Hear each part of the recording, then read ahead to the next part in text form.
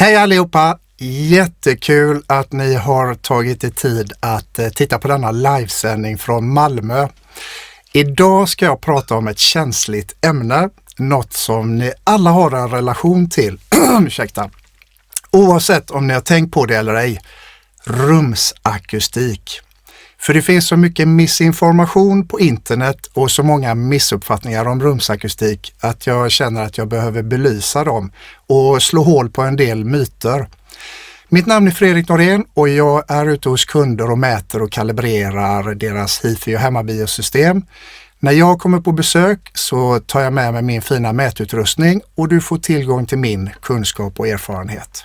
Jag gör även fjärrkonsultation där jag kopplar upp via video och fjärrstyr och gör fjärrkalibrering. Och jag designar hemmabios och gör akustiklösningar. Om du vill veta mer om hur jag jobbar och vilka resultat jag uppnår, gå gärna in på min YouTube-sida Ninja Sound. Där det finns videos som jag har när jag har intervjuat kunder. Och kika gärna på dem och bli prenumerant där, subscriba. Och sen så vill jag även slå ett slag för min nya podcast på Spotify. Sök på hifi och hemmabio med Fredrik Norén. Och detta är en och följ chatten eller podcasten. Detta är en livesändning och chatten är öppen för att ställa frågor till mig som jag tar på slutet av sändningen. Så har du inte använt Zoom innan så leta efter pratbubblan som är nere i mitten av skärmen. Och tittar du på en iPhone, på sändningen på en iPhone kan det vara bra att ha den i liggande position. Då ser man lite mer. Och ni får gärna skriva i chatten ifall ni hör och ser mig. Det har jag glömt att fråga. Jag bara körde igång här. Ge gärna en tumme upp i chatten om ni ser och hör bra. Jag kollar här vilka som är med. Hörs och syns bra, skriver Henrik. Vi har med oss Anders ifrån Stockholm. Kristoffer. Claes är med. Och Marcus och Per Abbe. Ja men vad roligt och det är tumme upp där. Då är det så här mina vänner att förra livesändningen som jag gjorde för en månad, jag var lite övertänd då, den blev över 2 timmar lång. Så stort tack till och tumme upp till er som stannade kvar hela sändningen. Ni är ju bara bäst. Därför så kommer jag idag att sätta en timer på, vi ska se här, 30 minuter. Vi gör så här. Så börjar vi där så ser vi hur långt jag kommer helt enkelt. 30 minuter igångslaget. Jag lägger den här. Och när den ringer så kommer jag att runda av sändningen och så övergår jag till en typ 15 minuter Q&A. Så passa på nu och ställ era frågor i chatten. Alternativt om ni har någon kort anekdot om en myt eller ett missförstånd gällande rumsakustik. Så skriv gärna era frågor och kommentarer i chatten så kikar jag där när telefonen ringer. Jag vill också passa på att tacka för alla fina kommentarer jag har fått efter förra livesändningen som handlade om högtalarkalibrering. Ni har skrivit att ni har blivit inspirerade av att komma igång och experimentera med utrustningen ni har och det var precis vad jag ville uppnå med den sändningen. Och om du behöver min hjälp så skannar du den här QR-koden som kommer där. Då finns det möjlighet att boka ett 45 minuter kostnadsfritt videosamtal där vi går igenom din setup och dina önskemål. Sen berättar jag hur jag kan hjälpa till. Och tittar du på sändningen i efterhand så finns det en länk till att boka samtal i avsnittsbeskrivningen. Så, myter och missförstånd kring rumsakustik. Var ska jag börja någonstans? De senaste 10 åren så har jag hjälpt kunder med deras hemmabios och hifi-rum. Och jag ska väl vara ärlig och säga att jag har sett det mesta väldigt kreativa lösningar. Men i den här sändningen så kommer jag inte hänga ut någon eller visa några bilder från era rum utan de bilderna som jag visar är från internet. Om jag visar några. Jag ska försöka att inte nämna någon av er specifikt, för målet är ju inte att göra mig rolig på någons bekostnad. Vad jag vill uppnå är att lära er mer om vad rumsakustik egentligen handlar om idag genom att belysa vad det inte handlar om. Och i grunden så handlar det ju om okunskap, kanske från er sida, från hifi-handlarnas sida och ifrån internets sida.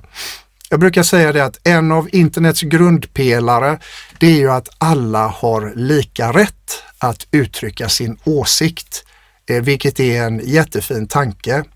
Det innebär ju dock inte att alla åsikter på internet har lika värde.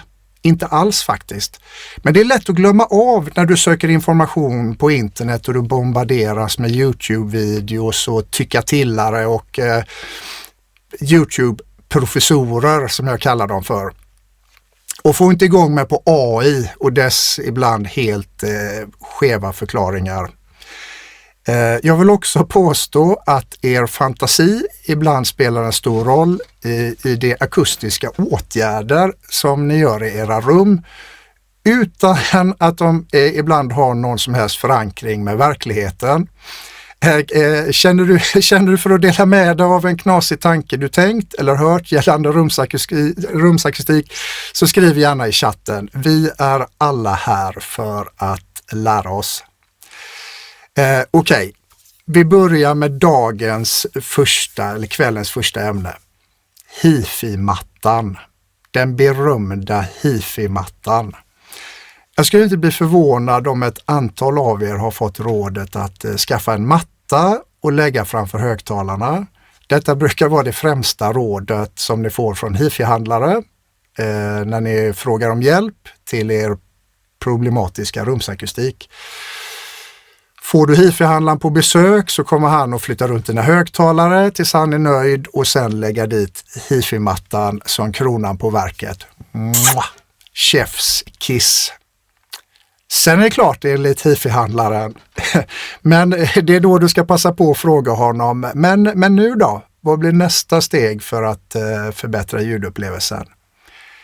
Inget fel att lägga in en matta och har du ett övrigt obehandlat lyssningsrum så kommer du uppleva skillnad. Det har dels att göra med att rummet är obehandlat och att reflektionerna i rummet studsar runt många gånger. Och varje gång det träffar mattan så kommer det att dämpa sin nivå. Och lägger du in en större matta så kommer den rent fysiskt att uppta en viss procent av den totala ytan i rummet, vilket också kommer att höras i de högre frekvenserna som då blir på hifi-språk lugnare. Rent mätmässigt så har en heltäckningsmatta på 9 mm helt okej absorptionskoefficient från 1000 Hz och uppåt. Och en 15 mm heltäckningsmatta med en gummimatta under dämpar helt okej från 500 000 Hz och uppåt. Men från 1000 Hz och neråt så är det nästan 6 oktaver ljud som mattan i princip inte gör någonting åt. Så när hifi-mattan är lagd och högtalarna är placerade, fråga din hifi-handlare vad nästa steg blir för att fixa till rumsakustiken. Så det är alltså en myt att en matta och högtalarplacering räcker för att fixa till ljudupplevelsen i ditt lyssningsrum. Man börjar där och då har man gjort ungefär 20% av jobbet, enligt mig. Draperier. Draperierna, det är ju en absorbent som jag tycker får både ris och ros. Jag har genom åren besökt ett antal hemmabios där draperier hängs upp för att fixa till rumsakustiken. Med resultatet att rummet låter draperi. Det vill säga dämpat och tråkigt i diskanten och övre mellanregistret, medan de lägre frekvenserna lämnas helt obehandlade. Tunna draperier som hänger nära väggen ger bara en okej absorption från 2000 Hz uppåt. Tjockare draperier som hänger veckade, kanske då totalt 15 cm ut från väggen, ja men de ger en helt okej absorption från 250 hertz och uppåt. Men det är sällan jag ser så tjocka, veckade sammetsdraperier ute hos mina kunder. Ibland kan jag se det i studios och i hemmastudios att man har köpt akustikdraperier som är tjockare. De är också flera lager. De är mer effektiva, men de ser jag aldrig hemma hos hemmabio eller hifi-kunder, utan det är oftast ganska tunna draperier. Så räkna 1000-2000 hertz uppåt. Så de tar egentligen bort allt det roliga och så är allt det problematiska kvar. Och precis, det som jag säger då, att det är ofta det som händer då, det är att det roliga i rumsklangen dämpas bort medans alla basproblem är kvar. Så myten eller missförståndet i detta fall, att du tror att draperier är tillräckligt bra absorbenter när de inte är det, helt enkelt. Och när kunder på min inrådan byter ut sina draperier som gärna hänger hela vägen runt bakom och kanske nästan framväggen och sidoväggarna. När kunder då på min inrådan byter ut draperierna mot kombinerade diffusorer och absorbenter, så återkommer de sen till mig med glada besked om att ljudbilden är tajtare samtidigt som det öppnat upp sig, allt är luftigare och större, vilket även är min erfarenhet. Jag råder egentligen bara mina kunder att använda draperier för att temporärt täcka fönsterpartier som annars ger då hårda reflektioner i övre mellanristet och diskanten som stör ljudupplevelsen. Och jag tror också att felanvändningen av draperier har bidragit till att både hifi-handlare och vissa hifi-entusiaster inte rekommenderar akustikbehandling för att de har varit i ett akustikbehandlat rum och det lät inte bra. När de förmodligen har besökt ett lyssningsrum med för mycket draperier, för mycket dämpning som har dämpat bort allt det roliga i ljudet samtidigt som alla basproblem har varit kvar. Så en basig och dov ljudupplevelse. Men det är bara en teori som jag har efter att ha pratat med många hifi-entusiaster genom åren. Då kommer vi till nästa grej. Basfällor. Ja, men jag har sett många varianter på så kallade basfällor genom åren. En gång så besökte jag en källarsetup med hifi-utrustning för ett par miljoner. Och vilken akustikbehandling hade gjorts? Jo, det var 2 ihoprullade jyskmadrasser placerade som basfällor i de främre hörnen. Och jag har sett trädgårdsmadrasser som basfällor och som absorbenter och bakom högtalarna så. Och då undrar man ibland så här, åker de ut i trädgården på sommaren? Men man har gjort ett försök i alla fall, så att man ska inte säga mer än så. Men basfällor är det inte, helt enkelt. Och i det här fallet med den källarlokalen så kan jag nämna att jyskmadrasserna åkte ur källarrummet som sen akustikbehandlades med riktiga basfällor och resultat därefter. En investering på ungefär 30 000 som gjorde att flermiljoner-systemet plötsligt lät som flera miljoner, måste jag säga. För utan riktig akustikbehandling så spelar det faktiskt ingen roll hur dyr utrustning du har. Det kommer inte att låta like $1 million för rumsakustiken är 50% av ljudupplevelsen vare sig du vill eller inte. Och ibland har ni livlig fantasi när det gäller akustik som i grunden är baserad på vågutbredning och partikelrörelse, det vill säga 8:ans fysik. Min dotter går i 8:an, hon har läst om ljud nu i höstas. Jätteintressant. Lärde jag mig alla grejer igen där. Den där alkoven som du har bak till i ditt rum, den är ju ingen basfälla. Och garderoben med den halvöppna garderobsdörren som du liksom då trimmar in, den är inte heller någon basfälla. Och även om du bygger garderoben till en avstämd basresonator med tillhörande absorption, så är det inte säkert att basfällan har rätt placering i rummet. För ju smalbandigare basfällan är, det vill säga ju mer effektiv den är kring en specifik frekvens, desto viktigare är dess placering i rummet. Och jag har vid ett tillfälle designat specialbyggda basfällor till en källarlokal med en mycket prominent stående basvåg kring 44 Hz. Det var som att man bara spelar något så bara var den bara kvar så. Galet mycket. Hade att göra med rumsdimensionerna och hårda väggar och golv och tak. Och den lyckades jag dämpa 6 decibel och ta ner efterklangtiden en hel del.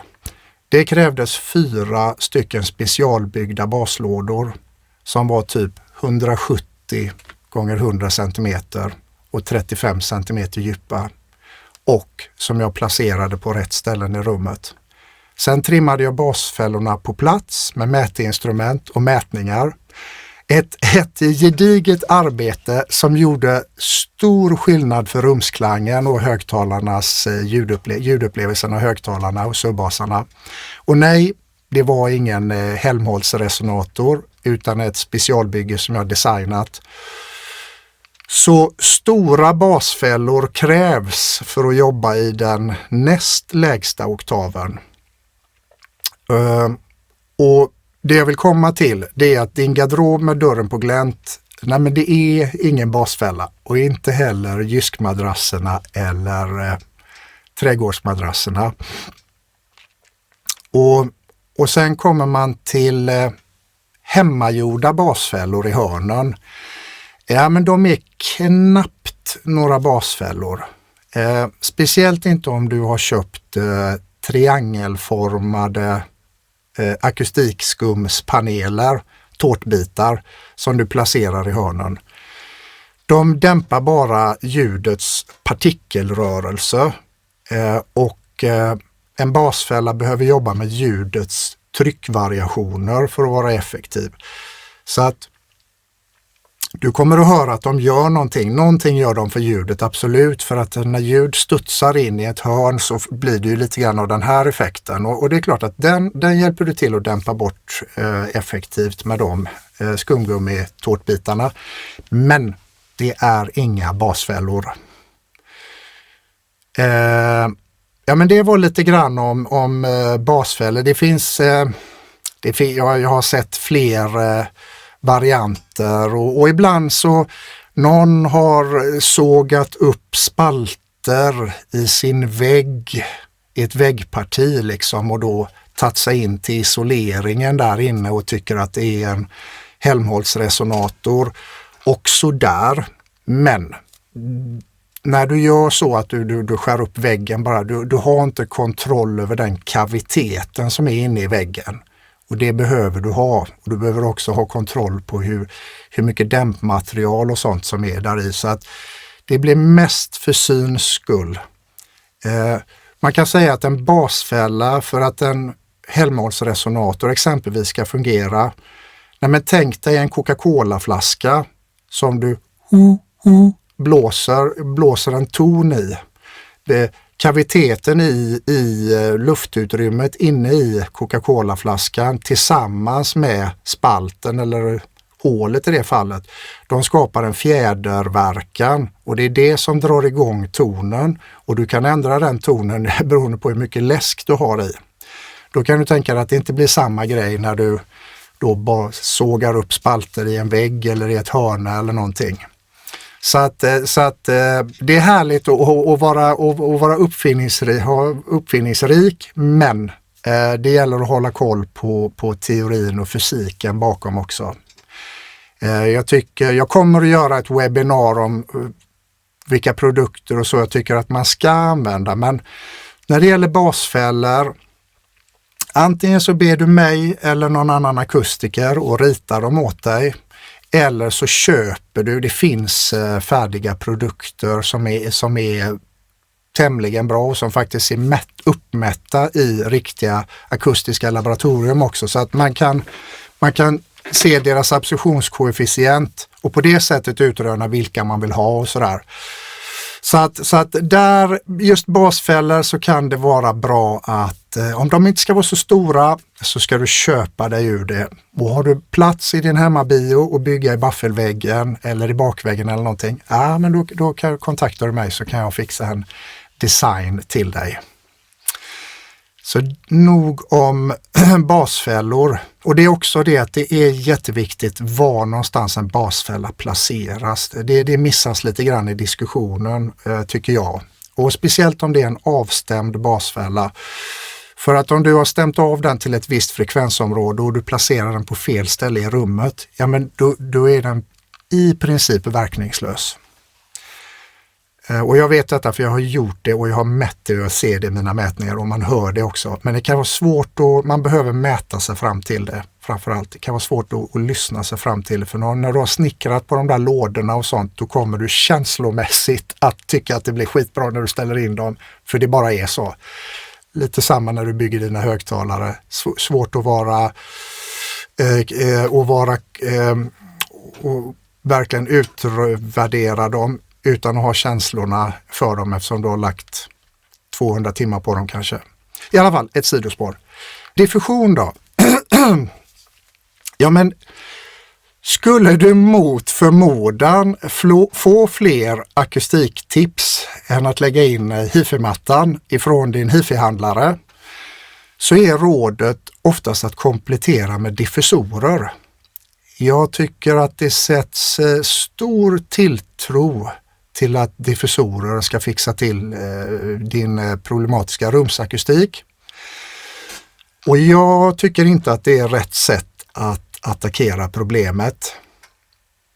Visst, svensktillverkade reflektorer i akrylplast eller papp till och med, placerade utanför högtalarna, de kommer att ge en bredare stereoupplevelse tack vare de extra reflektionerna som kommer direkt utanför högtalarna.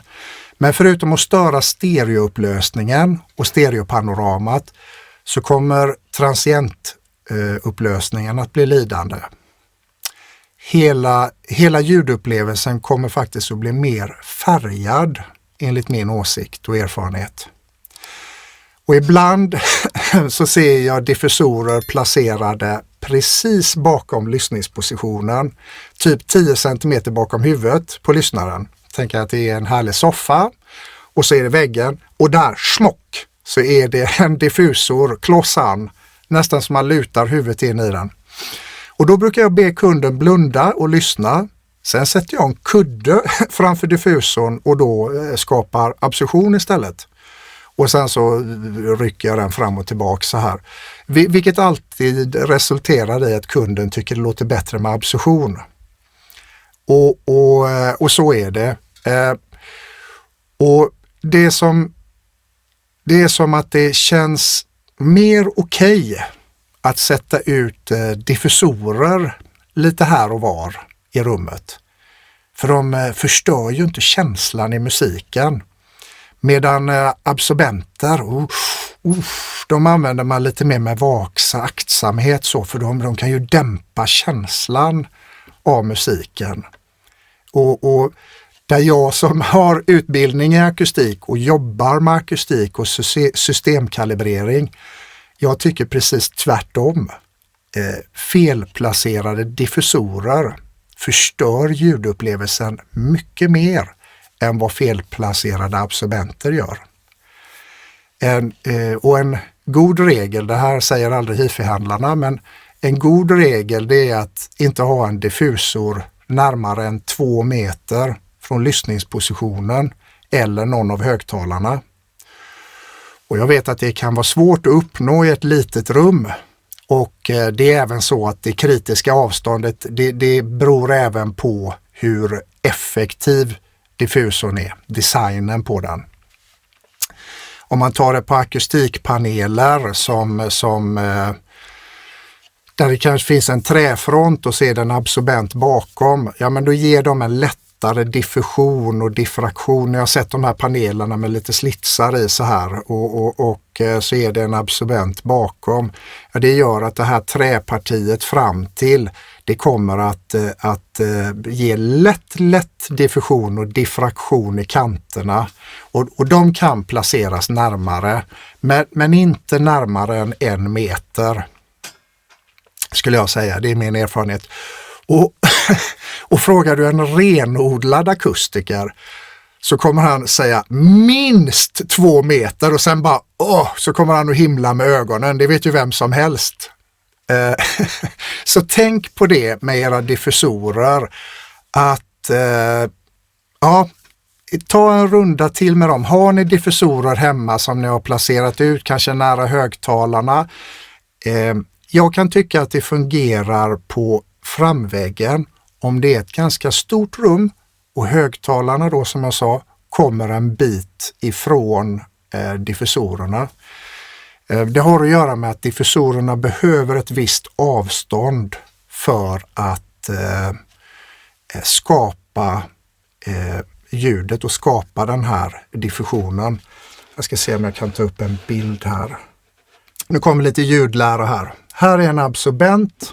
Här kommer en ljudvåg in med 45 graders vinkel. Paff, ut kommer en svagare version av den. Man ser direktljudet och sen så ser man en dämpad reflektion här som kommer, paff, efter ett tag. In där och så ut den lilla bullen där.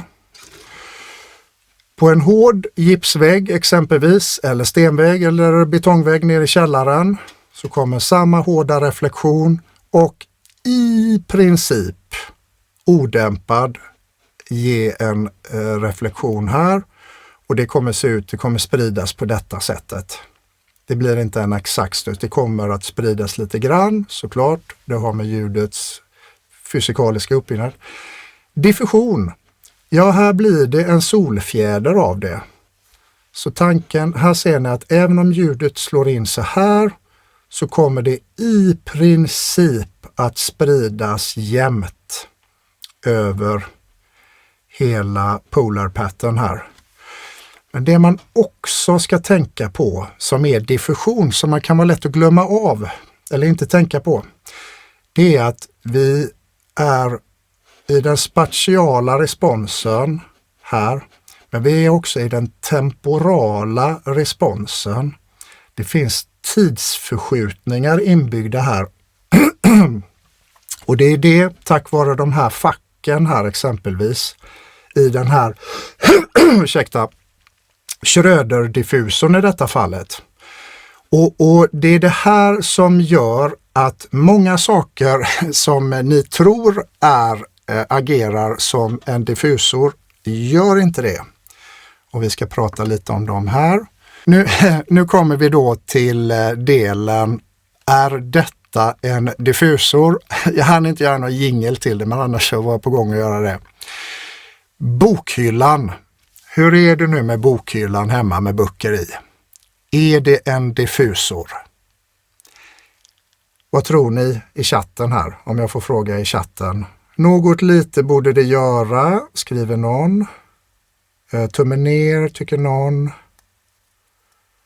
Nej, min erfarenhet är att bokhyllan tyvärr inte är någon diffusor. Inte ens tack vare att du kan ha böcker i olika höjd. För du har inte placerat dem på olika djup så. Och även om du hade gjort det så är det så här att om vi går tillbaks till den här så är det att de här facken här som är här nere, de är väldigt snillrikt utformade. De använder olika primtals randomiseringar, hur de ska vara designade för att få en sån jämn temporal respons och spatial respons. Väldigt, väldigt fiffigt designade. Och det är till och med så att en hel del av de här diffusorerna som marknadsförs som diffusorer som inte heller är diffusorer. För att som ni ser där, man måste verkligen få de här facken, alternativt klossar som sitter i alltså på olika djup exempelvis. Som är liksom de mest klassiska endimensionella och tvådimensionella diffusorerna. Bokhyllan är inte det tyvärr, utan det är mest en diskantabsorbent. Jag har jobbat i några hifi-rum med riktigt mycket bokhyllor. Jag måste säga det att de har skapat en rätt så tråkig och torr rumsklang. Det är bara så här känslomässigt. Jag tycker inte att de hjälper till att bära fram musiken på rätt sätt. Visst, böckerna i sig är ju placerade en bit ut i rummet såklart. Så att det ger ju också en viss absorption i mellanregistret. Men det är framförallt diskanttappet där som jag reagerar på. Och i vissa rum så har jag fått kunden att kraftigt reducera antalet bokhyllor. Och plötsligt så har det kommit fram en mycket trevligare rumsklang, måste jag säga. Och nej, jag läste detta på internet såklart. Det skapas ingen Helmholtz-resonator bakom bokhyllorna. Helmholtz-resonatorn, precis som jag sa innan, den kräver en sluten kavitet med någon form av öppning där luften inuti fungerar som en fjäderverkan tillsammans med öppningen. Ungefär då som när du blåser en Coca-Cola-flaska. Och samma gäller vinylskivor. Och det skapas ingen basfälla bakom vinylskivor heller. Men jag tycker det skulle vara... Ursäkta. Oops, redan. Holy crap. Okej. Okay. Ska vi lägga på 15 minuter? Ja, det måste vi göra. Vi lägger på 15. Jag öser på. Tack, skriver någon. Det är bra, nu kör vi. Samma gäller, ni vet hur jag är när jag kommer igång. Nej, men samma gäller vinylskivor. Det skapas ju ingen basfälla bakom vinylskivorna. Och jag tycker verkligen att det skulle vara kul att mäta absorptionskoefficienten på böcker och vinyl någon gång.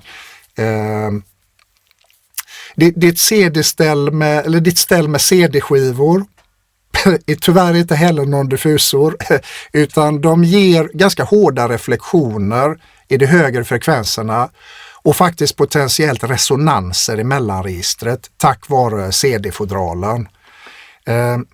Så det är tyvärr en myt att böcker, vinylskivor eller CD-skivor skulle fungera som diffusorer eller basfällor.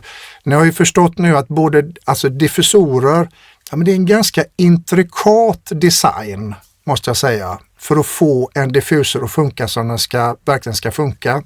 Om vi säger att jag har en ideal diffusor här, som jag pratar in i den, så ska exakt samma ljud komma där, ungefär. Och då förstår ni själva hur bra och hur snillrik den måste vara designad. Och det ska vara så ofärgat som möjligt också. Och en basfälla, ja men där måste du ner och jobba i tryckvariationerna, ljudets tryckvariationer. Det räcker inte att jobba med att dämpa i partikelhastigheten. Det är då man pratar om den här kvartsvågen du måste komma ut till för att liksom effektivt dämpa kvartsvågen. Det blir väldigt, väldigt mycket absorption. Tjocka glasfiberpaneler som du liksom får klä in i rummet. Och jag har varit i sådana rum också och det blir inte heller bra. Det är inte rätt sätt att göra det, för då bär du inte fram musiken. Så att det är en intrikat design det där och göra akustiken i ett rum. Så som jag då sa, en riktig diffusor, ja, men den arbetar ju då både spektralt och temporalt och den måste vara snillrikt designad för att fungera. Vi ska göra så här, jag ska hoppa över och se om jag kan visa lite diffusorer. Vi går över här. Ja, men här ser vi lite olika typer av diffusorer. Vi har det ser väldigt tredimensionellt ut, men detta är en tvådimensionell diffusor för att den sprider ljudet både i X- och Y-axel. Och sen har man de mer klassiska här är en form av Schröder-diffusor, de här facken. Ljudet studsar in där, det lämnar diffusorn vid olika tidpunkter. Diffraktionen i kanterna här hjälper till att sprida ljudet väldigt, väldigt fiffigt. Det här har man sett nere på high-end-mässan i München, i Karmarummet är det väl. Jättehäftigt. Jag har inte riktigt bestämt mig för hur jag tycker att det låter. Jag tycker det är mer än absorbent faktiskt. Jag vet inte riktigt vad de har för någonting i där. Men det ser ju vansinnigt fräckt ut. Det kan man inte säga något annat om. Där fanns en mosspanel. Undrar vad det är för någonting. Bara 2,4. Ja, det är ju som hittat. I alla fall, så ni ser ju här hur alla tillverkare har ju sina varianter på hur en diffusor ska se ut. Och som sagt, det är väl nästan så att ju fulare de ser ut desto bättre är de, va? Alltså för oss hifi-människor. De här grejerna som, och här är någon som, så här kan det se ut när man typ bygger själv. Jag råder inte någon att prova på det här för det är sketa mycket jobb att såga de här och limma och lacka och grejer ha så den blir tung så in i bänken. I alla fall, det var diffusorer. Och det var faktiskt en användare, hamnade lite i diskussion på min Facebook-sida, härligt, jag gillar diskussioner, som ihärdigt menade på att ett par hyllplan placerade på framväggen mellan högtalarna, att det skulle funka bra som diffusor eller som diffusorer. Och med tanke på bilderna som jag precis har visat er och förklarat vad som krävs för att bygga en diffusor så krävs det mycket mer än ett par hyllplan för att skapa diffusion. Visst, lite diffraktion och lite scattering-effekt skapas väl. Men att kalla det diffusion, det är att fara med osanning. Jag måste ta lite vatten här, jag blir exalterad. I alla fall, akustikbehandling tar död på känslan i musiken. Den får jag höra ibland av hifi-entusiaster. Hemmabiogänget här, ni vet att det behövs fixas och donas. Det är så många högtalare och för att foga ihop det där så måste man gå in och ta kontroll över rumsakustiken. Men det här med att akustikbehandling tar död på känslan i musiken, bara om man gör det på fel sätt och dämpar för mycket. Och vanligtvis då i alla frekvensområden förutom basen. Det här med att man då har satt upp massa draperier. Eller man kanske har gått all in och jag har sett det också, limmat upp. Man har kommit över ett gäng sådana här takabsorbenter, de här 60-60-panelerna som sitter i innertak och bara smackat upp ett gäng sådana. Och så sen bara, men det låter inte kul liksom. Och jag är lite, säger inte jätteförtjust i hela de här innertaken heller faktiskt. Ibland så har ni det i era hemmabios för ni kan fälla in högtalare och spotlights och sånt i. Det är skitsnyggt och det är ju lätt att dra kabel över och sådär. Det händer ganska mycket när man sätter in de här akustiktaken, så kan man strunta i det och istället göra lite öar i taket och låta resten vara reflektivt och göra en kombination av absorbenter och lättare diffusorer, så är det en bättre väg att gå. Och på samma sätt så kan det också vara att ni har kommit in i ett rum med för många diffusorer i rummet och som sitter för nära högtalarna och som sitter för nära lyssningspositionen. Jag har varit i rum med jättemycket diffusorer i och jag då som när jag jobbade som inspelningstekniker en gång i tiden och man satte upp flera mikrofoner, kanske på trummor eller man satte 2 mickar på en fin akustisk gitarr och sånt. Ja, men då lärde man sig att lyssna väldigt mycket efter kamfilter. Och vad är kamfilter? Jo, det är när ljudet, du har direktljudet och sen så kommer det en ganska så snabb, hård reflektion Jag ska se, nu måste jag förevisa detta bara för det. Ge mig en sekund här så ska jag gå ut på YouTube och ta hem skärt brus. Så tror jag ni kommer att höra det här. YouTube. Så ska vi inte ha, vi ska ha pink noise. Så ska jag förevisa detta. Jag gör detta ibland när jag är i rum där jag hör att det är kamfiltereffekter i högre frekvenser. Jag ska se om jag får slå igång det här. Skärt brus.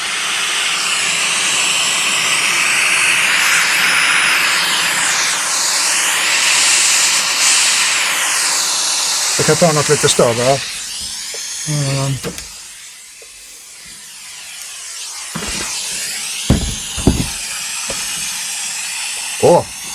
Eversolo har jag blivit återförsäljare för. Jättebra grejer. Lyssna här.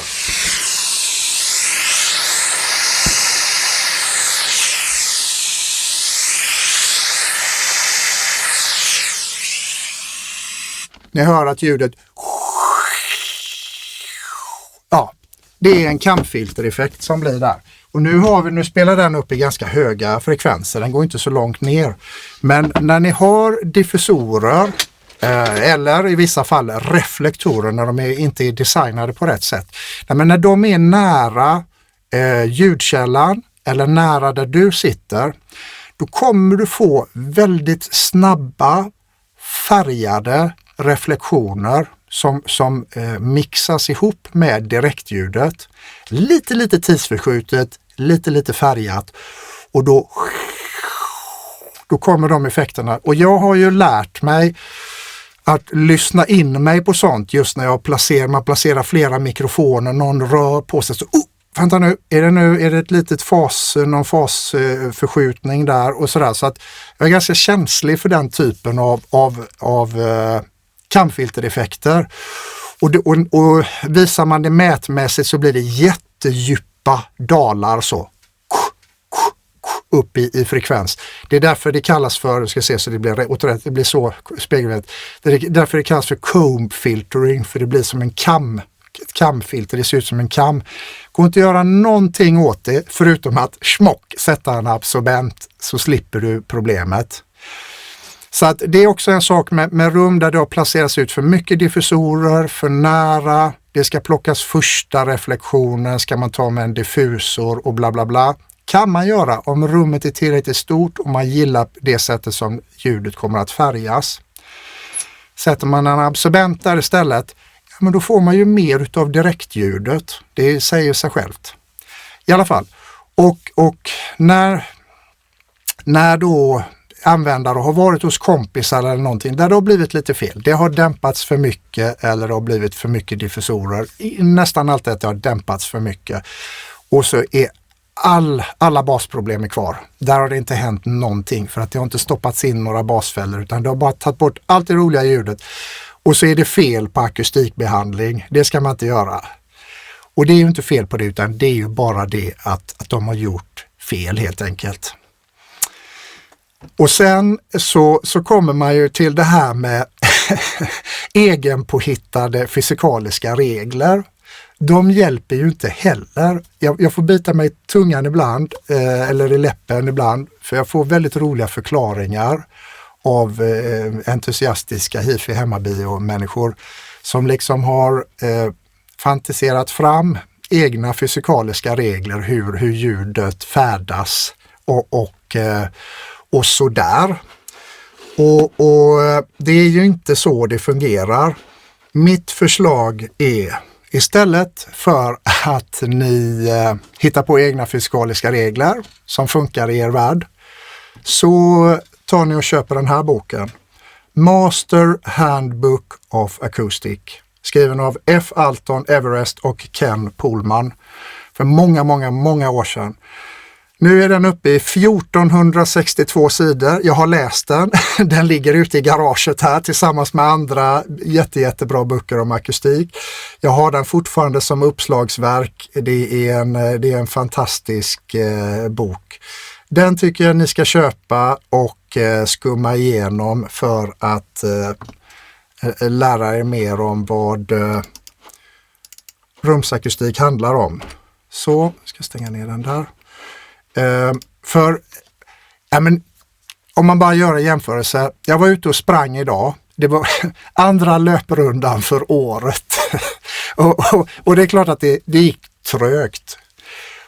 Och Newtons gravitationslag och alltihopa, rörelsemängd och så, det gäller ju. Sen kan ju jag, om jag liksom köper en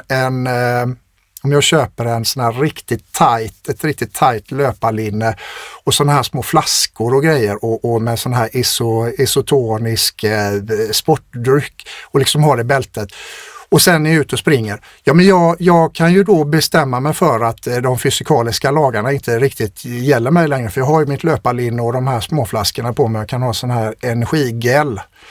Men om jag mäter mina tider så kommer de att vara, mina löpartider, så kommer de med största sannolikhet att vara lika lökiga som att flytta runt ett kylskåp.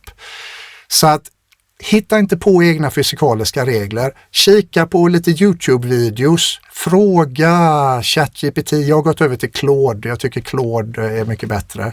Ni kan också boka ett samtal med Fred GPT. Ja, men det var helvete vad tiden går fort. Ja, men nu skiter jag i denna. Ni kan också boka ett samtal med Fred GPT så får ni min take på det, min erfarenhet. Ni får 45 minuter, ni får fråga vad ni vill och så ska jag försöka hjälpa er. Och så tar vi det därifrån och så bestämmer vi om ni vill ha min hjälp eller om ni ska fortsätta på egen hand. Men hitta inte på egna fysikaliska regler, för de gäller inte. Och då kommer vi till nästa grej här. Nu ska jag bara hoppa över rätt fönster. Och det är jag fixar rumsproblemen med högtalarplacering. Hifi-handlarnas mantra. Någon kallar det en placeringssport. För mig är det ingen sport. För mig är ljud, det är en religion. Om vi ska leka med ord. Och det är jätteviktigt att göra såklart. Och ni har flyttat runt era högtalare och laborerat och så. Och när ni har flyttat runt högtalare... Jag såg någon rolig Wilson-video som fladdrade förbi med de tejpar och har sig och de går och pratar med rösten och så gör de en liten tejpfyrkant och sånt. Okej, whatever gets you going. Bara flytta runt och sådär. Jag kan ju också tipsa om att man kan lyssna, så kan man också mäta. Mitt nästa live-webinar kommer att handla om mätningar. För att mäta är att veta. Men i alla fall, när högtalarna då är rätt placerade och lyssningspositionen är funnen, och ibland kan man inte göra så mycket åt den. Den hamnar där den är, för man delar bostad med andra människor. Ja, men då har du gjort ungefär 20% av resan. Du har 80% kvar. Och den enkla anledningen är att rumsakustiken, ja men det är 50% av ljudupplevelsen. Även för hifi-handlare som vill placera dina högtalare 2 meter ut i rummet. Det vill säga 2 meter närmare lyssningspositionen. Som sagt, så när din hifi-handlare har gjort sin magi och placerat dina högtalare, fråga vad nästa steg blir. Och nöj dig inte med att svaret blir nya kablar. Fråga vad som ska göras mer med rumsakustiken. Utmana lite. Se vad de svarar. Det är det de tar betalt för. I alla fall, jag kan prata hur länge som helst om det här. För jag hör ju så mycket när jag kommer ut till er. Och jag läser på forum och det finns det här, det ska vara någon ratio och det ska vara på det 1,78 och allt vad det är och sådär. Nej, det är så olika. Någon kanske har en dipolhögtalare, någon har rundstrålande högtalare, populärt i vissa kretsar. Och någon har en line source med massa element och någon har subbasar. Och ja, det är så olika så det finns tyvärr ingen sån formel som fungerar. Om själva formen får dig att komma igång och känna liksom lite drive att nu kör vi, nu testar vi, ja men då är formen jättebra. Men som sagt, Det är bara en formel. Det är bara att lyssna och helst mäta lite också. I alla fall, det här kan jag prata hur länge som helst om. Sen har vi då skinnsoffan som basabsorbent. Jag har bara suttit här och bara radat upp alla godingar. Skinnsoffan då har ju slutna celler, väldigt slutna celler. Vilket innebär att de här kuddarna och alltihopa, de andas ju inte. Och det gör den till en dålig absorbent.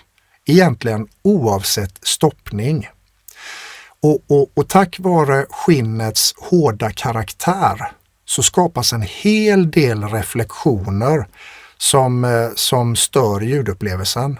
Så har du skinnsoffa, en stor härlig skinnsoffa, blunda och lyssna, ta någon av dina favoritlåtar, skruva upp volymen lite grann, blunda och lyssna.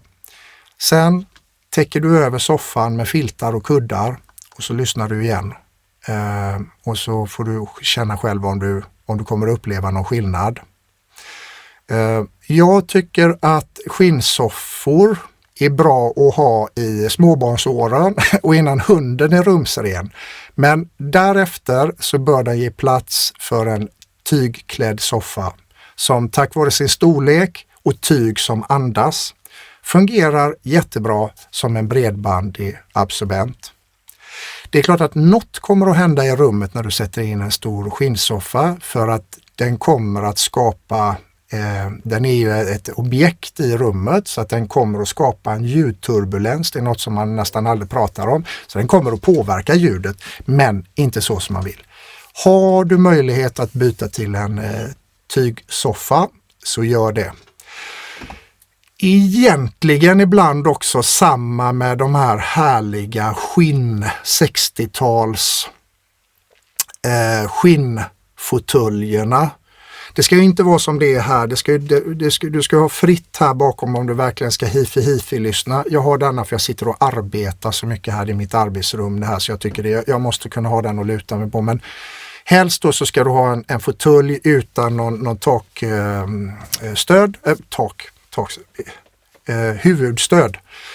Och sen skinn där, ibland kan de verkligen vara utgröpta så här, men det är klart att du sitter där, du bidrar med 1/2 meter 2 sabine dämpning, så ja, de är härliga, men som tyg när du har möjlighet. Det är mitt tips. Så får ni skriva i kommentarerna här. Det händer lite då och då att jag får den här förfrågan: kan du komma och mäta hos mig?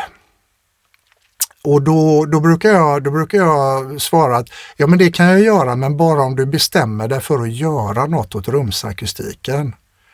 För att jag kommer och mäter bara och mejlar över ett par vattenfallskurvor och några frekvenskurvor. Det kommer inte ge dig någonting. Men det finns kollegor i branschen som gärna kommer och mäter. Jag har sett det när jag har kommit sen, så har jag sett deras mätrapport och med lite luddiga tips, och sen så har jag tagit tag i det på med byggkläderna och verkligen, okej, nu kör vi, nu ska vi fixa till det här. Så att det är bortkastade pengar att jag ska komma och mäta. Och jag fick en fråga idag, ja, men kan du komma och lyssna bara hos mig först som en första grej? Det är lite grann som att du åker på fisketur. Du har med dig alla grejerna och så tar du på dig fiskakläderna. Det är blankt vatten och så. Och sen så börjar du meta liksom, eller flygfiska. Men du har inte satt på något agn och ingen krok. Jag ser ingen mening i det, för jag vill ju börja jobba direkt och fixa till saker. Så att jag kommer gärna och mäter hos er, bara om ni bestämmer er att ni ska göra något åt det. Antingen att vi gör en akustikplan eller att vi sätter igång med högtalarkalibrering om ni har möjlighet. Numera försöker jag alltid att ta med mig grejer så att jag kan göra högtalarkalibrering hos er. Visa hur bra det fungerar och sen så får ni liksom bestämma om ni har möjlighet och lust att investera i det helt enkelt. Och en av mina favoriter här, digital signalbehandling tar död på ljudupplevelsen. och kan inte göra något åt dålig rumsakustik. Det var någon som sa att det var digitalt våld på ljudet. Och jag kan bara säga att det är fel och det är fel igen. Det är en myt. För att rätt typ av digital signalbehandling av någon som är kunnig kommer att kunna höja ljudupplevelsen. Jag kan definitivt göra det. Men Digital Room Correction, DRC, eller digital rumskalibrering som det lite slarvigt heter, kan definitivt hjälpa till att förbättra ljudupplevelsen även i ett problematiskt rum.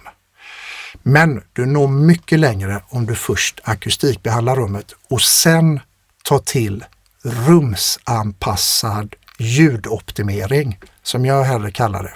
Men det låter inte lika sexigt. Jag ska faktiskt be att få ta fram ett exempel här. Nu gör jag lite reklam för min egen Facebook-sida, Ninja Sound. Den har ni säkert redan. Den är ni väl följare på, va?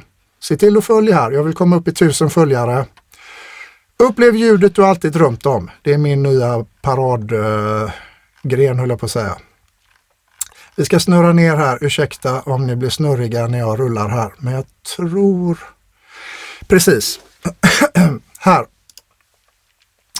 Jag var hos Per i Varberg. Han hade ett jätteproblematiskt akustiskt dilemma som han hade haft i 12 år. Han och frun hade till och med tittat på andra hus. För han har testat stora BOV 802 högtalare eller vad det var, stora fina BOV. Han har haft stativare. Han har kompletterat med 2 subbasar. Det blir bara inte ordning på det. Och han var lite handfallen där och kom i kontakt med mig. Jag kom dit och så sa jag det. Jag tar med mig, nu kan jag inte zooma där. Här har jag med mig en Trinov Nova. Den har jag i en liten case. Det är en studioburk med Trinov-kalibrering. Jag tog med den, så sa jag att vi mäter på ditt rum och så tar jag med den så ser jag vad jag kan göra helt enkelt. Och jag kan säga så här att det här är hans högtalare utan någon kalibrering. Han har flyttat runt och enligt honom det har varit i princip samma med vilka högtalare han än har stoppat in. Och saken är den att i det här rummet, det är ett jättehärligt rum, eller del av ett rum, och sen bakom här till höger så går det ut till tamburen och så är köket och så. Så ett jättehärligt superasymmetriskt rum. Högtalarna står asymmetriskt. Här bakom växterna så är det en soffa och så är det fönsterpartier. Och det är klart att hifi-handlaren tycker, ja men du flyttar ut högtalarna här. Har de här där ute. Ja, men då kan man ju knappt gå förbi. Och i detta fallet så hade det inte löst problemet för att det var sådana akustiska problem. Och jag ska säga, inte ens med min akustikerhatt på kunde jag säga varför det var så. Det var bara väldigt klurigt för att jätteasymmetriskt rum som fortsätter ut i entrén och köket och vidare runt och överallt. Så att helt enkelt, det hade inte hjälpt att sätta upp några absorbenter här bara eller någon basfälla i hörnet. Här behövdes det stora artilleriet. Och så det här är hans högtalare. Och här ser man ju då, om vi säger att vi var på 80 här någonstans då, vi mäter mellan 20 och 300 här. Så ser vi här att det är en dipp vid 100 och sen är vi här, ja men vi är minus 8 dB eller någonting här vid 7-8 dB. Vi är 65 hertz och sen ner här, det försvinner helt. Det var en sån riktig bas-suck-out. Det bara sög musten ur. Men naturliga utsläckningar i basen och så. Så här blev det när jag hade Trinov-kalibrerat det tillsammans med subbasarna. Flyttat runt om, mätt och kalibrerat in systemet. I princip spikrakt. Vi har liksom en frekvensrespons här på Det är inte jättedyra subbasar och i detta fallet så var vi också bara väldigt, väldigt glada att det gick att fixa till. Jag helt ärligt så kunde inte jag säga innan ifall jag kunde lösa det. Jag sa bara, jag tar med mig den. Men som sagt, med Trinnov-kalibreringen. Så här var högtalaren och det såg ännu värre ut tillsammans med subbasarna för det var bara High Chaparral och sen så kalibrerade jag upp det så. Detta hade jag aldrig kunnat uppnå med passiva basfällor och definitivt inte med några diffusorer som placeras lite utanför högtalarna och så. De började jobba vid 400 Hz eller någonting och då, det var till och med ovanför. Där har ni min poäng med att, och jag kan säga att Per, han vart glad som en spelman. Jag menar, tänk dig själv att du och frun har till och med varit runt och tittat på andra hus. Han är jätteintresserad av hifi och liksom har fina grejer, 2 fina gamla Elektrokompaniet, monoblock och sånt där, 2 skivspelare och älskar att lyssna på musik. Men då är man verkligen musikälskare när man till och med är runt och tittar på andra hus för att man inte har fått till det. Nu kan Per gå kvar i huset och avnjuta härligt hifi-ljud. Och jag ska hjälpa honom med att hitta ett par riktigt fina högtalare och subbasar också. Så att det här hade varit helt omöjligt att göra någonting åt i det rummet under de förutsättningarna utan digital signalbehandling. Och ganska mycket know-how med vad man ska göra med vågutbredningen med ljudet. I alla fall. och som sagt, jag löste Pers dilemma på ett par timmar med hjälp av min kunskap och erfarenhet och en Trinnov Nova och det faktumet att han hade 2 subbasar. För det är återigen det där, det finns ju då vissa hifi-handlare som säger att subbasar inte är någonting att ha alls. Och i detta fallet, jag hade inte kunnat lösa det utan subbas. Jag hade kunnat få det okej. Men med subbasarna så blev det skitbra. Av den enkla anledningen att subbasarna kan jag placera var jag vill. I princip. Beroende på kalibreringen och beroende på rummet. Men jag kan flytta runt dem. Vad kan jag göra med högtalarna? Inte speciellt mycket. Och de där liksom 5 centimetrarna fram och tillbaka så, det hade inte gjort ett skit i den här setupen. För här pratar vi vågutbredningar som är 8-10 meter långa. Så att du flyttar högtalarna 5, 10, 15 centimeter fram och tillbaka och in och ut och toar in dem och sånt. Det gör inte ett skvatt nere i basen där. Så att ni kan se skillnaden och återigen, och Per sa det själv bra, han är tekniker och är ute och jobbar och trimmar in stora centrifuger i skithäftigt i olika fabriker runt om i hela världen och han sa det, att mäta är att veta och jag håller med honom. Ni ser i mina mätningar, det är ett kvitto som jag framförallt kan ge till honom förutom att han hör att det låter skitbra. Så det är definitivt en myt att digital signalbehandling inte kan fixa till vissa akustiska utmaningar. Det är till och med så som i detta fallet hos Per att det bara är digital signalbehandling som kan fixa till den akustiska utmaningen.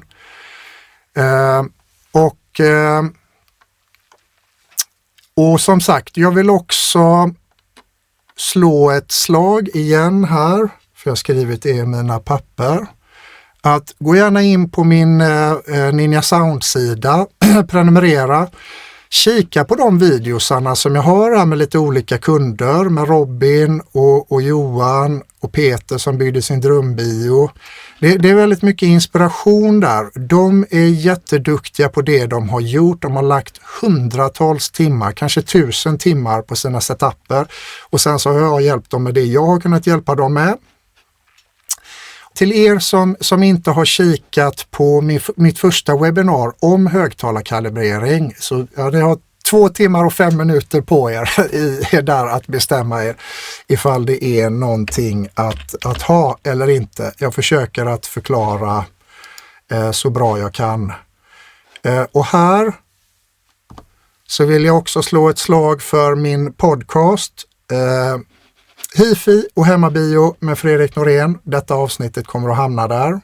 Här ligger den första högtalarkalibreringen och här är det också där jag och Robin pratar om hans rum med både Hifi och Hemmabio i samma rum. Jag var hos honom igår och installerade en Eversolo Z10 DAC. Svinbra med 10M-ingång. Han har en 10M digital klocka. Det blev jättebra. Vi gjorde ny trinavkalibrering. Så gå gärna in här och följ, tipsa kompisar. Ni får jättegärna skriva på forum och tipsa om det här. För jag som sagt, jag har 91 följare eller någonting. Det är en månad sedan jag startade podcasten här. Så gå gärna in där och prenumerera. Boka samtal kan ni göra här med mig. Det är bara att scanna den där. Och nu så ska jag försöka svara på era frågor. Ja, men det är väl bara 1 timme och 10 minuter in. Ja, men jag har ändå jobbat ner det. Okej, det blir mer än 30 minuter. Men jag hoppas att ni uppskattar det. Ni är ändå ett antal som är inne. Okej, då ska jag hoppa över här på frågorna. Då gör vi det på denna datorn tror jag. Så ska vi se om jag kan svara. Och där tycker Jörgen, har alltid fått lära mig att man får mer bas om högtalarna står nära bakväggen. Inte hos mig i alla fall, skriver han. Snedtak på långsidorna blir bättre, mer bas med 100 cm ut från väggen. Ja, nej men brutna tak och snedtak och allt vad det är riktigt klurigt. Du är ju helt rätt. Flytta runt, lyssna. Ibland har jag sagt till vissa att men bara för om det är ett väldigt långt rum så har jag sagt till dem så här att pröva att vrida hela setupen. Det går egentligen mot mina principer men jag har lärt mig rent praktiskt att det kan funka i vissa rum. Vrid hela setupen så att du spelar asymmetriskt men du kommer närmare och om nu rummet är övervåningen är tillräckligt bred vill säga. Laborera bara flytta runt. Har du möjlighet att köpa en U-Mic 2 exempelvis kopplat till laptopen och ett riktigt mikrofonstativ, gör lite mätningar också. Tanka hem Roommaker Wizard, upp med micken, sätt dig och lyssna, mät. Då kommer du se att det händer grejer med att du flyttar runt högtalarna. Som alltid lyssna först är det viktigaste, men det kan få så mycket information av att mäta också. Så att, nej men du har helt rätt. Det måste inte alltså, oftast är det så och det beror ju också på hur högtalarna är designade. Vissa har ju baselement bak och de har basreflexporten bak. Ja, men då kan det bli väldigt basigt om de kommer för nära. Vissa högtalare är gjorda för att stå nära en vägg för att få det naturliga stödet. Så tack för det inspelet Jörgen. Och sen så har vi Christian. Basfällor, ja. Ska det i så fall ställas mer mitt i rummet? Är det våghastigheten man möjligtvis kan påverka? Är det basfällor du har eller är det rena absorbenter? Ju längre ut du kommer ifrån en vägg med en absorbent, desto mer kommer du kunna träffa kvartsvågen på en basvåg. Men du får flytta ut det väldigt långt för att komma ner i frekvens. Återigen, köp en U-Mic 2. Gör lite mätningar samtidigt som du flyttar runt de här grejerna. Sen, det kan vara lite svårt att tyda just nere i basen för att det kan vara svårt att få det att du ser skillnad där nere. Men du hör att det är skillnad. Du får gå in och kolla i spektraldecayen och så ser du att det händer grejer där. Nivåmässigt så kommer det enligt min erfarenhet ofta att se likadant ut även när du då håller på att placera ut de här basfällorna. Men du kommer uppleva skillnad och det är ju egentligen det som är det viktigaste. Men lyssna, mät. Kolla om du får ut någonting av det. Nej, basfällorna är mer i mitten av rummet. Du tänker sidoväggarna då. Laborera. Du har mest tryckuppbyggnad i hörnen. om du har fria hörn som du kan placera basfällor i. I det här rummet, nu har jag en fast kamera så jag kan inte panorera runt här. Jag har 12 basfällor i det här rummet. Nej, jag har ännu fler basfällor faktiskt. Det är ett rätt så litet rum. Men jag har gödslat på med det och sen så har jag absorbent. Jag vill ha tight ljud liksom, framförallt när jag ska spela in. Jag har en mikrofon som hänger alldeles ovanför huvudet här. Så att gör så här. Boka ett 45 minuter videosamtal med mig. Då har du där. Så tar vi ett snack. Så visar du ditt rum. Vi tar ett Zoom-samtal så visar du ditt rum bara. Så ska jag se om jag kan hjälpa dig. Nu ska vi se här. Just det, nu ska vi se luftförflyttning. Ja. Adam säger, hur mycket kan aktiv rumsbehandling som Dirac Art och flera subbar ersätta absorbenter och diffusorer? Skitbra fråga. Tack för den, Adam. Jag ska inte gå in jättedjupt på det, men det är för nu är vi ju det är definitivt inte en myt att viss aktiv akustikbehandling faktiskt fungerar. Jag tycker inte att Dirac Art ersätter några diffusorer. Diffusorerna ska vi försöka ha i rummet ändå om du har satt upp dem så att de funkar för dig och tycker att det låter bra. Absorbenterna tycker jag också att du ska försöka behålla, men om det är så att du kanske har ett ganska obehandlat rum och frågan är ifall Dirac Art liksom kan ta kontroll över ljudet, så vill jag säga så här. För jag har gjort ett antal Dirac Art-kalibreringar nu tack vare att Marantz och Denon, de burkarna nu liksom de nyare stödjer Dirac Art. Och det är skithäftigt. Det funkar verkligen. Om du har ett antal subbar, de är tillräckligt stora, du kan placera ut dem i rummet, så kan du absolut ta ner efterklangtiden i basen och göra det bra. Det är till och med så att du nästan får släppa tillbaks ibland för att ha kvar lite hemmabio subbaskänsla. Sen så blir det torrare än exempelvis om du har laborerat med Dirac Bass Control innan eller kanske den vanliga Diracen. Men rent generellt ovanför 150 Hz så vad jag förstår och som ändå Dirac säger också tror jag, så är det samma kalibrering. Det är den vanliga Dirac-kalibreringen. Men tack vare att Dirac Arten är så bra på att vara ner och städa i basen, så känns det som att det öppnar upp sig, hela ljudfältet, alltså hela ljudbubblan. Det är på den nivån att jag tänker att men de måste göra något annat där uppe också. Så att har du, och då är kanske frågan också då, om du ska uppgradera till Dirac Art, om du har möjlighet att göra det, gör det. Och kan du inte vänta till det blir Black Friday i höst och sådär, bara köp det. Det är jättebra. Och gå hela vägen upp till Dirac Art. Sen finns det annan aktiv rumsbehandling. Jag jobbar ju med Trinnov också. Jag är ju Trinnov-installatör och jag gör Dirac Art och allt det också. Med Trinnoven så finns det Trinnov Waveforming. Det är jättehäftigt. Det bygger i grunden på den här gamla klassiska double bass arrayet där du liksom har subbasar fram som genererar subbas. Sen när den når bakväggen så släcker subbasarna där bak ut den basenergin så att du inte får så mycket basreflektion fram och tillbaks i rummet. Och det är liksom en gammal teknik och jag har aldrig gjort ett sånt double bass array men det blir väldigt intrikat att få det funka. Trinnov Waveforming har de ju tagit det on steroids. Det du kan göra då det är att du kan ha 4 eller 6 subbasar i buffelväggen fram.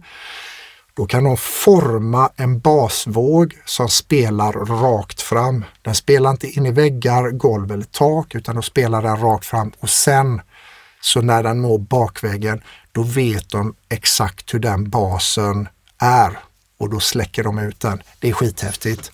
Så det är också aktiv basbehandling av rummet.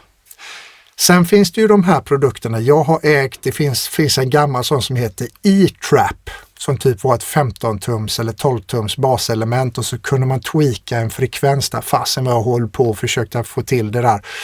Och så är tanken att den då ska kunna spela upp i motfas och släcka ut. Och, jag vet inte, jag höll på med det och jag mätte och lyssnade, och sen så kände jag, men det här är schysst.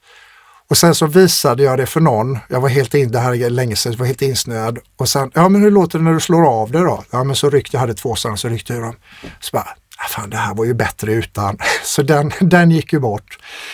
Sen så kanske ni har läst om de här. PSI har ju 2 stycken olika aktiva basfällor som då sätts i hörnen framför allt. PSI, de gör väldigt bra högtalare. Jag har haft deras högtalare på test och så för länge sedan när jag hade studio. Väldigt, väldigt fin transientupplösning, aktiva högtalare. De har en teknik där de bromsar upp elementen när de inte spelar på någon vänster. Och jag tror att det är någon form av den tekniken som de använder för att också kunna släcka ut bas. Och jag vet inte om ni var nere på High-End-mässan i München i våras, men jag var där, det var ju sista gången nu i München. Och men då hade de ett rum med 4 sådana, en i varje hörn, och så hade de synkat dem också så han kunde slå dem av och på. Och de funkade verkligen. Det var bara en utmaning som jag tyckte var lite synd, och det var att de gick för högt upp i frekvens. Så jag gick ut och frågade han tekniken där, men hur högt? Det känns som att de går upp i övre basen liksom så här. Ja, men de går upp till 160. Och bara, men kan man ställa ner det? Nej, det kunde man inte då. För att den där processen, den sköter lite sig själv. De har liksom, jag tror att de har utvecklat det för det här med att bromsa upp elementen, och sen så har de fattat att, vänta inte nu, när någonting påverkar elementen så kan vi använda den här tekniken. Jag vet inte hur det fungerar. I alla fall, jag tycker kills the vibe. Så att om ni ska köpa sådana, se till att pröva dem hos er själva. Jag tycker för uppe vid 160 vill inte jag ha något som aktivt dämpar. Det ska liksom vara ner och jobba vid upp till 60 eller någonting, 68, 50-60 och neråt möjligtvis. Sen ska det bara släppas på. Så att de är för effektiva i övre basen, och det går inte att stänga av enligt tillverkaren. Vilka möjligheter har man att justera ljudet med Marantz 7015? Den har ju bara Odyssey, inte Dirac. Går att justera? Ja, men gör så här Marcus, att boka ett samtal med mig, för nu handlar ju inte detta avsnittet om kalibrering, utan det handlar om rumsakustik. Så boka ett gratis videosamtal med mig, så tar vi ett snack om det. Det finns lite varianter man kan göra med gamla Marantzer också. Om CD-skiv, härligt, nu är vi tillbaka på diffusorerna. Om CD-skivorna står på olika djup, 20 millimeter skillnad. Det är det att 2 centimeter skillnad, det är, om du skulle placera dem enligt en primtalsserie, det blir väldigt små duttelidutte, så skulle du väl kunna få då en diffusor som liksom jobbar uppe i diskanten möjligtvis. Du behöver få de här djupare facken. Tänk att du behöver få en tidsskillnad också.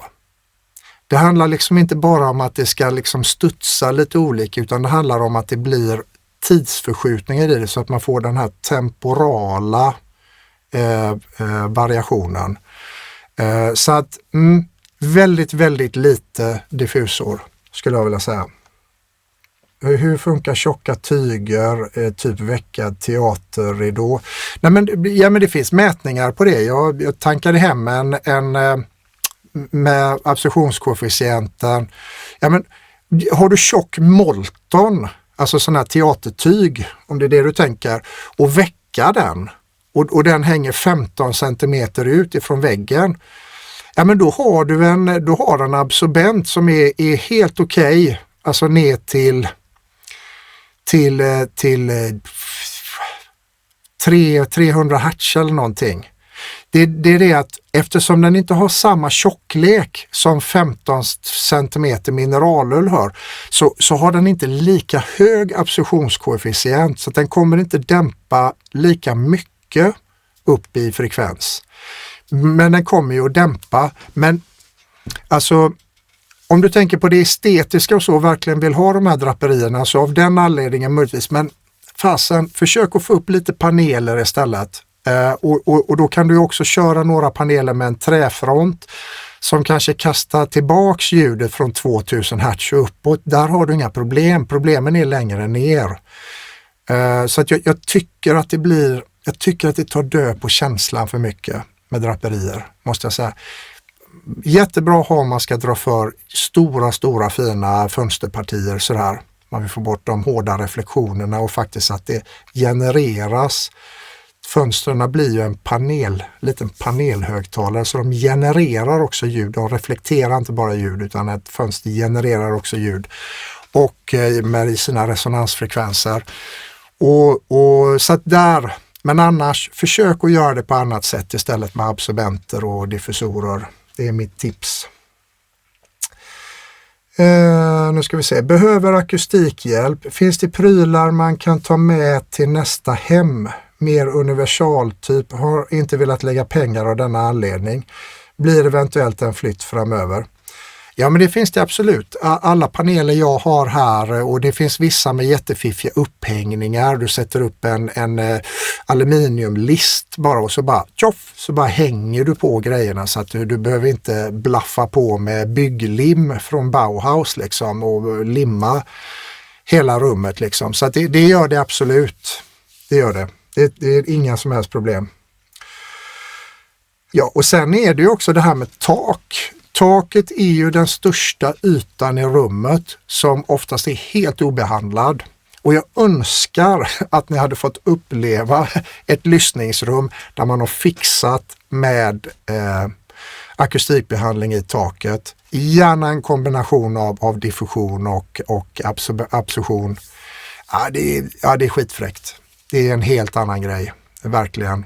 Och inte då ett innertak med 40 mm dämplattor, utan smakfullt gjort för att behålla klangen. Men du får en tight rumsklang, men som ändå är öppen och stor. Det är skithäftigt. Ja, förlåt, jag ska lägga in nya tider. Jag har haft så mycket att göra nu. Jag har skaffat en ny kalender, den här kalendern där jag lägger in tider som ni kan boka. Jag kommer att lägga upp tider. Stay tuned. Gå in och kika där efterhand. Att mäta är att veta, absolut. Många av oss vill ha en del av rumsklangen kvar. Därifrån en del rädsla av att ha för mycket absorption. Ja, men jag fattar det absolut. Och Henrik skriver, vad är en rimlig efterklangtid för att det inte ska kännas allt för dämpat? Ja, men det har ju med rummets storlek att göra också, påverkar ju mycket. Men absolut, runt 300 millisekunder kan man landa där. 300-400 millisekunder så är det jättebra. Samt man bör eftersträva att ha liknande efterklang i alla oktaver så långt som det går att. Ja, det gör man. Men det kommer man inte att uppnå. Det kommer att vara längre efterklangtid i basen. Men det finns också knep för... Man kan sätta diffusion upp i taket, exempelvis ovanför där man sitter, så lyfter man på locket lite grann och så här. Det är en del psykoakustik i det där också. Men absolut, när man börjar att stoppa in absorbenter och så, kommer man ganska snabbt att ta ner efterklangtiden i rummet. Är ni liksom oroliga för att det ska bli för dämpat, ja, men då får ni liksom upp och kolla på paneler som exempel Vicoustic, Wavewood. Jag ska ta upp några snabbt här om vi nu pratar om detta. Vi ska se här. Vi gör så här, vi hoppar över i den, så gör vi lite reklam för Vicoustic, min gamla uppdragsgivare. Nej, men här har man ju exempelvis de gör om sin hemsida lite för ofta. Nu känner inte jag riktigt igen mig här. Vi har Hiffi här. Så ska vi se vad vi har för produkter där.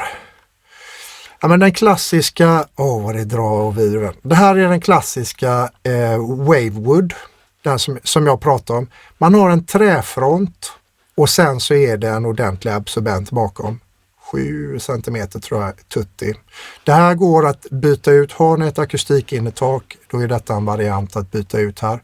Kommer man ner och kollar lite på kurvorna på den, så ser man här att under 2000, ovanför 2000 Hz så går den ner i dämpning. Och jag tycker att det är mer än vad som syns här. Effekten är mer. Den släpper på övre mellanregister och diskant och sen ser den till att dämpa ordentligt här nere.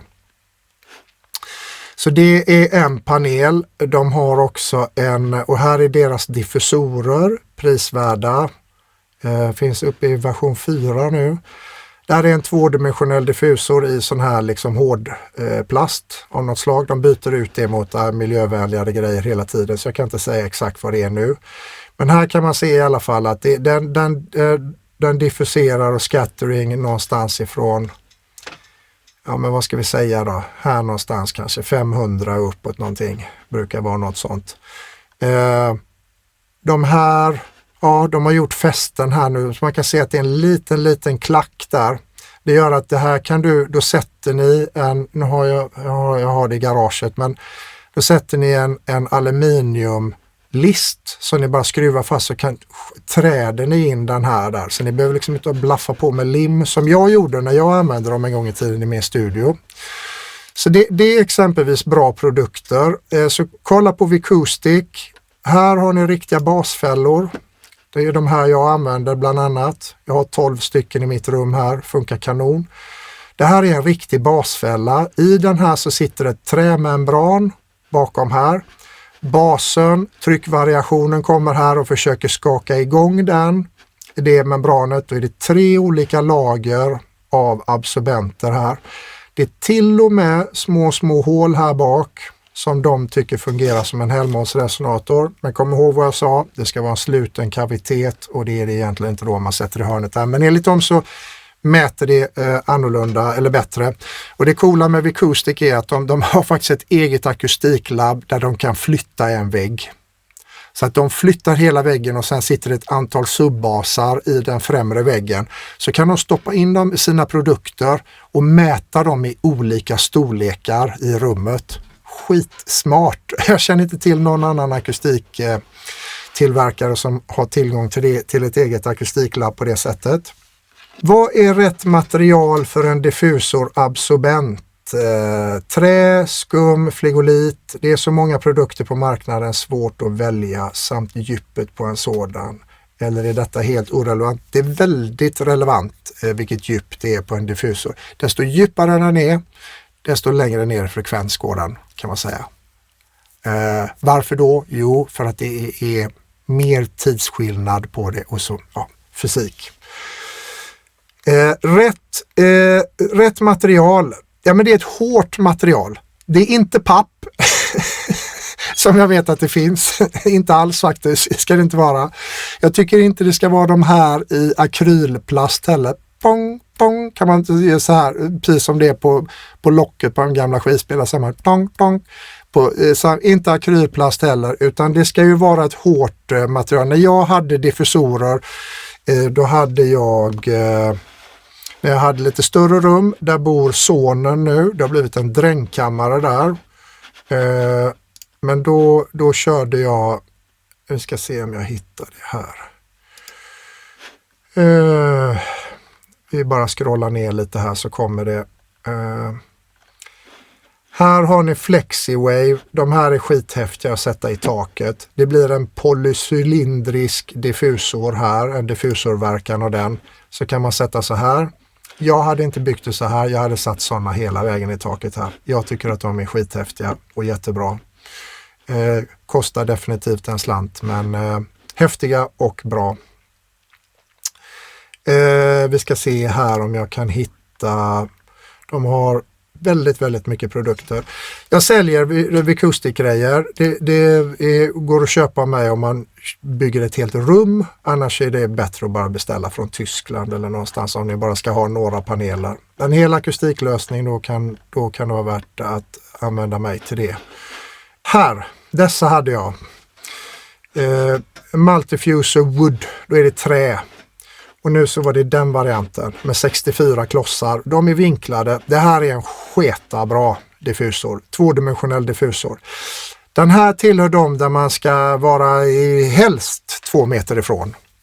1,5 eller något har jag väl hamnat någon gång. Men det är jättebra.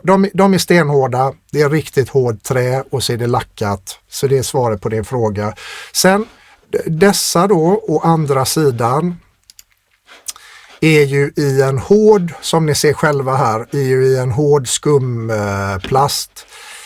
Funkar också, men inte riktigt lika elegant diffusion, om jag får använda ett ord som det. Här ser ni att det går in fack. Och detta är ju då en form av hårdskumplast, precis som, jag vågar inte svara på vad det är exakt, det är något miljövänligt nu för tiden. Den här är perfekt att använda för att byta ut dina takpaneler, takabsorbenter som du har i ditt innertak i källaren, nere i ditt innertak i hemmabion i källaren.